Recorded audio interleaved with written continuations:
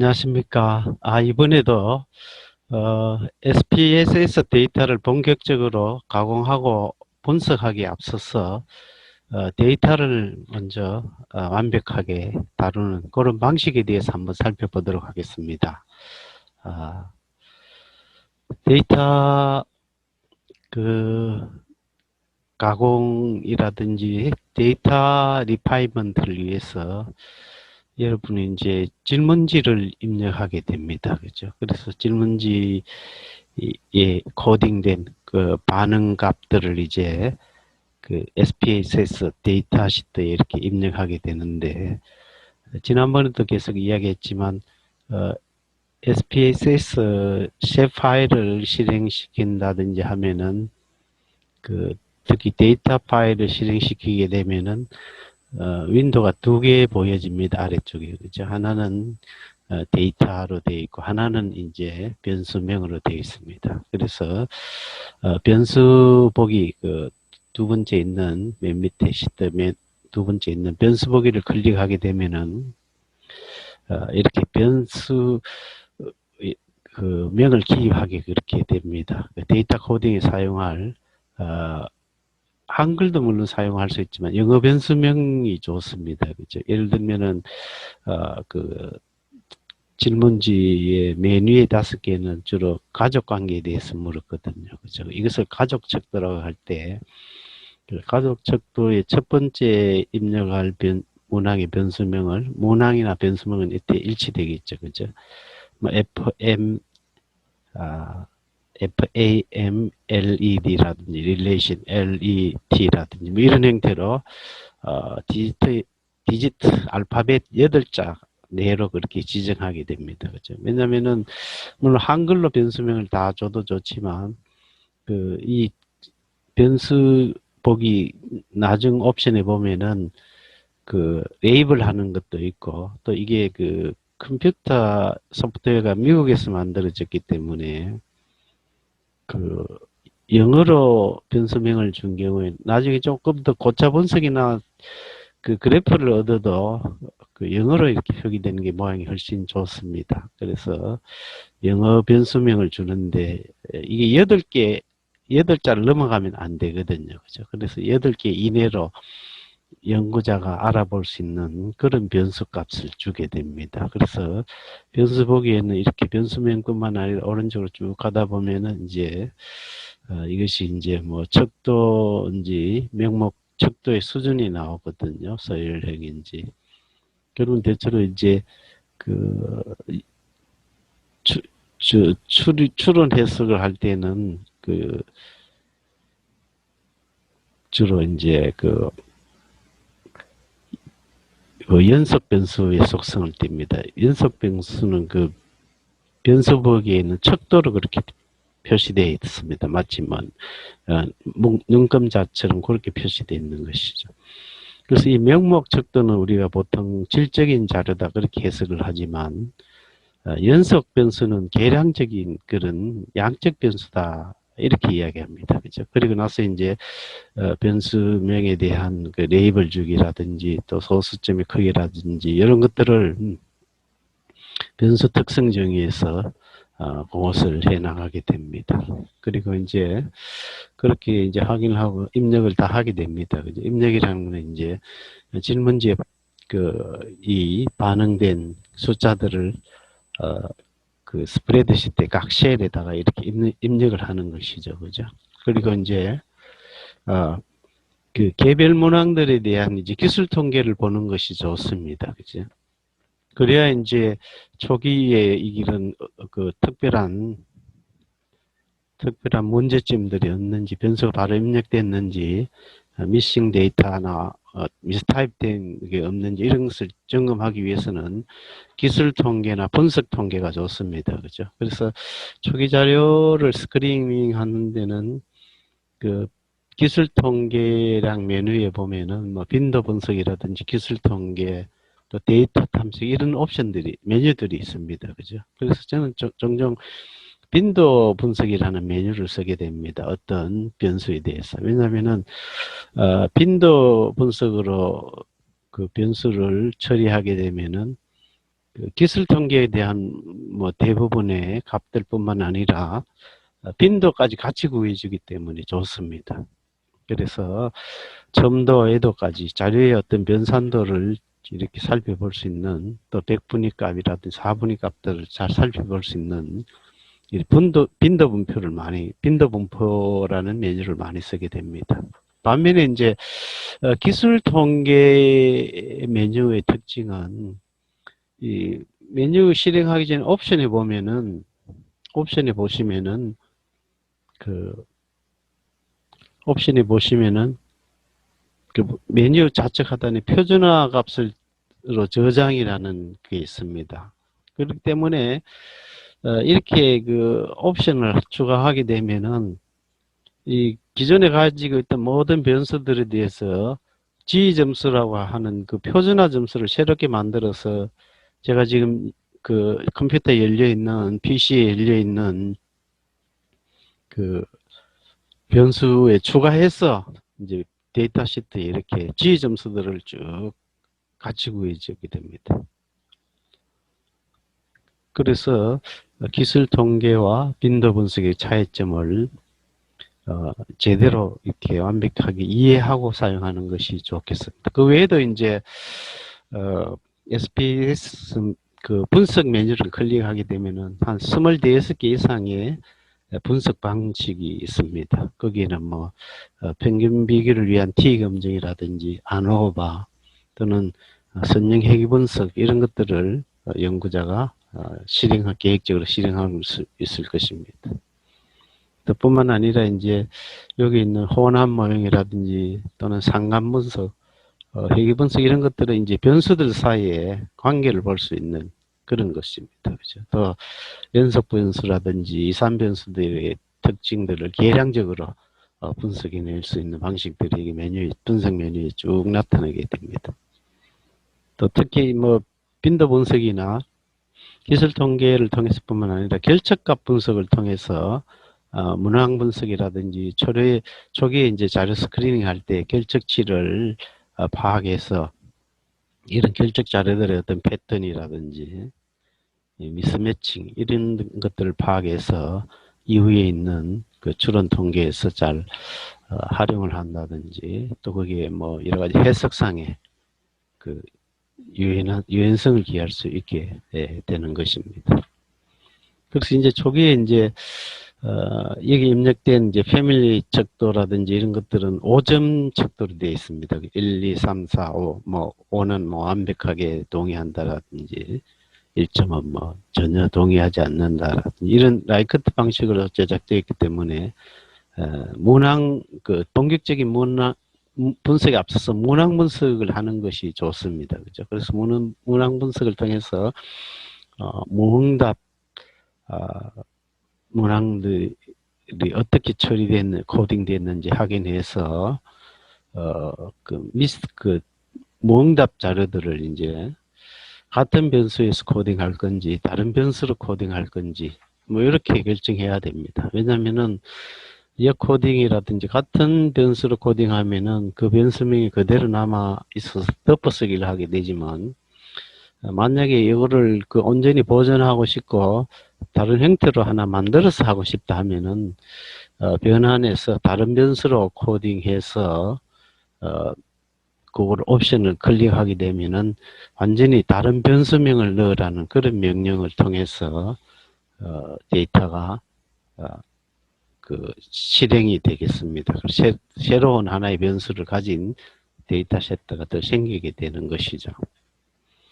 그리고 이제 이 척도라든지 또 다른 질문 문항도 마찬가지겠지만 문항 분석 방식으로 이제 산출된 기술 통계 값들을 통해서 이탈치와 극단치라든지 극단치나 이탈치는 뭐 비슷한 말인가요? 영어로는 이제 아웃라이어 표준편차 이제 7 정도의 그 부분을 아웃라이어라 그러죠, 그죠? 또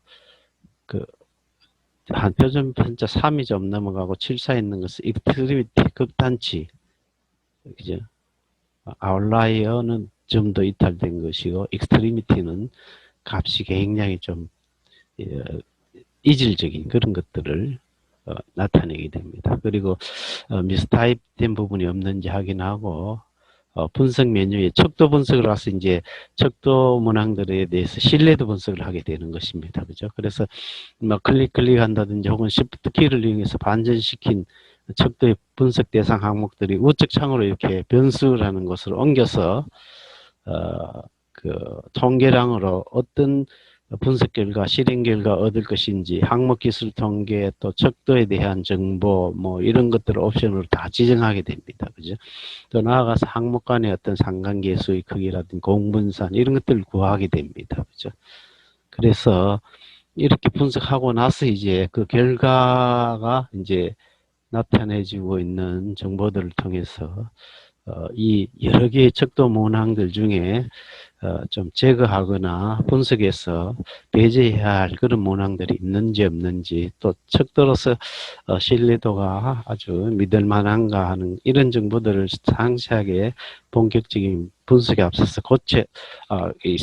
잘 살펴봐야 한다는 것입니다. 그죠? 그래서 개별 문항들이 어떻게 전체 척도에 기여하고 있는지, 또 그 전체 척도와의 어떤 관계들이 어떤 특성을 띠는지 이런 것들을 다 사전에 미리 완벽하게 이해하고 문제 해결해야 이제 추후 이제 조금 더 그 중급 통계라든지 고급 통계에서 여러 가지 조금 순수하게 활용을 할 수 있게 되는 겁니다. 그죠? 그래서 SPSS 신뢰도 분석에서 분석 메뉴는 보통 알파 신뢰도 검사를 많이 쓰는 겁니다. 그죠? 반분 신뢰도라는 것은 문항의 절반을 이렇게 쪼개서 이렇게 서로 상관내는 것이지만, 알파 신뢰도 내적 일관도 계수라는 것은 개별 문항들을 전체 모든 척도 안에 있는 모든 문항들과 이렇게 계속 반복적으로 상관을 내서 최종적으로 계산하는 거기 때문에 아주 개별 문항에 대한 아주 질적인 정보를 제공해 주기 때문에 알파 신뢰도 검사를 하게 됩니다. 그죠? 알파 신뢰도 검사라는 것은 바로 내적 합치도라는 그런 하나의 좀 독특한 그런 신뢰도 방식이 되겠습니다. 그죠? 그 다음으로 이제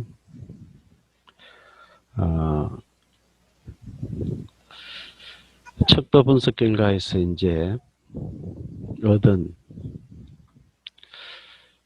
그 분석 결과에 따라서 크롬바크 알파 기술을 잘 해석해야 될 겁니다. 그죠? 그리고 크롬바크 알파라는 신뢰도 기술을 해석할 때 이제 여러분 명령면에 이제 그 척도 분석이라는 것을 하게 됩니다. 그죠? 척도 분석을 해서 신뢰도를 얻게 되고, 또 신뢰도 명령문은 뭐 reliability로 이렇게 시작해서 변수 척도 문항들을 하나, 둘, 셋, 넷, 다섯, 여섯, 일곱, 여덟, 9개 문항을 넣어서 이제 그 신뢰도 분석해서 요약지를 내니까 좋은 직무 장애인 고용 위에 거는 그 가족 척도 문항이지만 밑에 거는 이제 직무 만족도라는 우리가 초기부터 하는 장애인 고용 패널의 그 항목, 그 직무 만족도에 여기 몇 개 문항입니까? 뭐 9개 문항에 대한 분산입니다. 분석 결과입니다. 그죠? 그래서 이 척도의 전체 척도 평균은 3.27이고 범위가 0.729고 분산과 또 그것이 쭉 나타나 있습니다. 그죠? 그래서 이걸 살펴보면은 이 9개 문항 중에 어떤 질적인 특성들을 우리가 판별할 수가 있습니다. 그죠?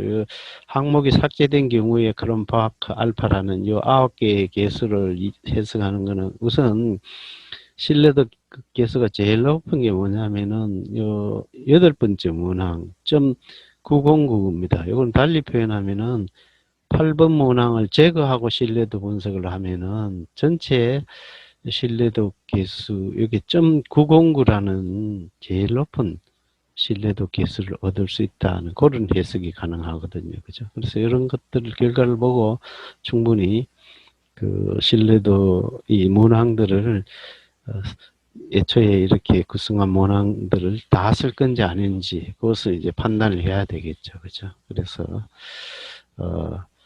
이 신뢰도를 척도 점수에서 보는 것이 매우 중요합니다. 그죠? 또 이제 신뢰도를 보고 이제 척도들을 이제 그 구성한다든지 또 척도 값을 세로에 이렇게 요인 분석을 통해서 나눈다든지 이런 사전 분석 결과가 되는 것이 신뢰도 분석이라고 볼 수 있습니다. 그래서 신뢰도 분석 결과를 통해서 이제 제거할 문항은 제거하고 배제할 문항은 배제하고 완전히 하나의 척도로서 이제 그것을 잘 다뤄서 이제 요인 분석이나 이 이후에 T 검정, 아노바, F 테스트 뭐 이런 거 또는 회귀 분석 이렇게 추가적인 좀 더 심층 분석에 들어가게 되는 겁니다. 그죠? 그래서 예를 들어 뭐 스케일 척도를 이렇게 두 개 나눠서 나는 분석하겠다. 뭐 예를 들면 외향성, 내향성을 한다든지 이렇게 될 때는 변환이라는 그런 분석 메뉴를 쓰게 됩니다. 그죠? 변환이라는 걸 달리 표현하면은 기존의 데이터 시트 값들을 이용해서 새로운 하나의 변수 값을 생성하는 겁니다. 예를 들면은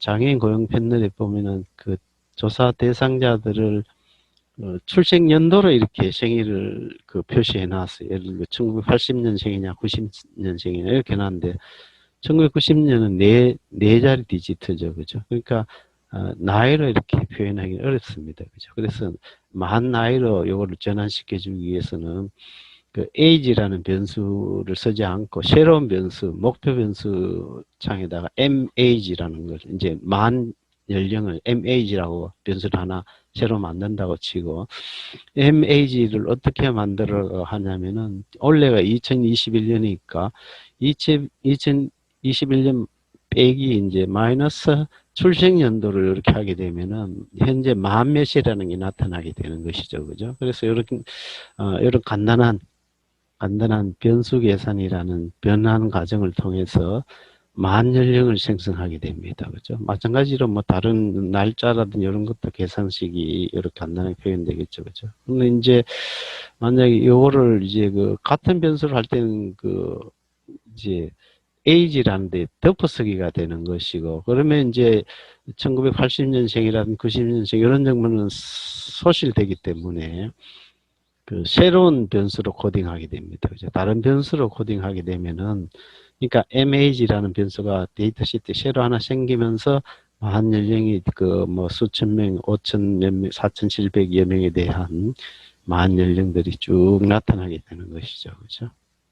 그리고 또 옵션 중에 하나가 이제 다른 변수나 같은 변수를 코딩할 때 미싱 데이터를 어떻게 할 거냐. 그러니까 조사자가 기재하지 않은 연령들에 대해서는 뭐 계열 평균 값이라든지 중간 값이라든지 시생 결정 값을 해서 처리하라. 그렇게 명령을 주면은 뭐 그 입력되지 않은 정보는 뭐 입력되지 않은 채로 그 분석 결과들을 쉐로에 가져다 주게 되는 것입니다. 그래서 이제 그 유인물에 보면은 직무 만족도의 변수를 고르기 위해서 어떻게 했는지 이렇게 쭉 나옵니다. 그죠? 우선 빈도 분석이라는 명령을 통해서 이제 그 내가 이미 파악하고 있는 변수 값들을 쭉 넣게 됩니다. 그죠? 그리고 이제 여기에서 이제 추가해서 하나씩 내가 내 연구에서 쓰고자 하는 패널 데이터의 변수만들을 이렇게 이제 쪽에서 중간중간에 이제 빈도 분석하면서 이 변수가 잘못 입력되지 않는지 확인해 가면서 이제 내 연구에 쓸 뭐 나는 장애인 고용 패널의 연구 변수 20개만 쓰겠다든지 30개만 쓰겠다든지 아니면 40개만 쓰겠다든지 이렇게 이제 결정해서 새로운 기존에 뭐 그 원칙 데이터는 그대로 두더라도 이제 새로운 그 내가 연구할 데이터만 따로 구분해서 이렇게 계속 주거 분석에 쓸 수 있는 겁니다. 그죠? 그런 경우에 이제 그 파일 생성 후에 이제 갭 파일이라는 거는 이제 디렉토리에 있는 파일, 데이터 파일 끄집어내 가지고 변수를 바꿔라 이런 소리고 현재 이제 열려 있는 데이터 시트 위에다가 이런 명령들을 주면은 이름이 붙여지지 않은 그런 그 스프레드 시트가 하나 더 생겨납니다. 그렇게 해서 그거는 이제 나의 마이 리서치 데이터라든지 이런 이름을 줘서 활용을 하게 되는 겁니다. 그죠? 그런 경우에도 이제 디렉터리를 저장하는 그런 방식을 꼼꼼히 이제 한번 살펴보게 됩니다. 그죠? 그리고 이제 이전에 제가 이제 그 파일로 나누기라는 SPSS 명령을 통해서 이제 그 장애인 고용 패널 그 4,700여 개에 대해서 이제 장애 유형별로 다 나눠놨거든요. 그렇게 이야기 분류해 보니까 지체 장애는 일로 코딩 됐다는 것을 알 수 있어요. 그죠? 그러니까 이제 디렉토리 1에 대한 파일이 새로 하나 저장된 겁니다. 이제 그것만 꺼내 가지고 직무 만족도 첩도를 구하기 위해서 미싱 데이터는 결적 처리해 가지고 쭉 분석했단 말이에요. 제가 보니까 장애인 고용 패널은 무응답 항목들을 구로 입력되어 있습니다. 그죠? 모름이라든지 응답을 거절한 그런 거는 구로 입력이 되어 있더라고요. 그래서 이제 요 과정은 입력된 구라는 데이터를 시스템 결적치로 처리하고 분석해서 제외하라 이 소리입니다. 시스템 결적치로 처리해 가지고 이제 앞으로 내가 쓰겠다. 그렇게 명령을 이렇게 주는 겁니다. 그죠? 그래 가지고 이제 척도를 돌려보니까 구로 입력된 것은 더 이상 나타나지 않습니다. 왜냐하면은 이 기술 통계량을 보면은 최소값, 최대값이라는 옵션을 주게 되면은 그 구라는 값이 안 나온다는 것을 결과 윈도우에서 확인을 할 수가 있습니다. 그죠? 그래서 그런 변수들을 쭉 분석해서 신뢰도 분석해 보니까 이 9개 지체장애인들의 직무 만족도 전체 척도 평균값은 3.36이고 표준 변자는 0.546이라는 값을 얻었답니다. 그러니까 지체장애인 여기 지체장애인 수가 얼마냐면은 n이 얼마입니까? n 수가 이전에 여기 나와야 되는데 그러니까 1951명, 지체장애인 1951명에 대한 직무 만족도. 이제 그 중에는 이제 유효값은 893명이에요. 그러니까 지체장애인 그 1900여 명 중에 893명만 이제 직업을 가졌다는 것이죠. 그죠? 그러니까 직무 만족도가 낮다는 것이 한 절반 이상은 이제 직업이 없으니까 직무 만족도 항목이 없습니다. 그죠? 그리고 이렇게 해서 그 장애 유형마다 다른 장애인마다 직무 만족도가 다른가 이런 것들을 추가적으로 하나의 연구 변수로 해서 사용할 수 있는 겁니다. 그죠? 이렇게 해서 이제 그 하나씩 이제 그 처리를 하게 되는 것이죠. 그죠? 자, 이상으로 이번 그 SPSS에 대한 그 이 데이터를 조금 더 세련되게 가져가는 분석에 이제 완전한 분석에 앞서서 데이터를 철저하게 좀 점검하는 리파인먼트하는 그런 방식에 대해서 알아보았습니다. 예, 경청해 주셔서 대단히 감사합니다.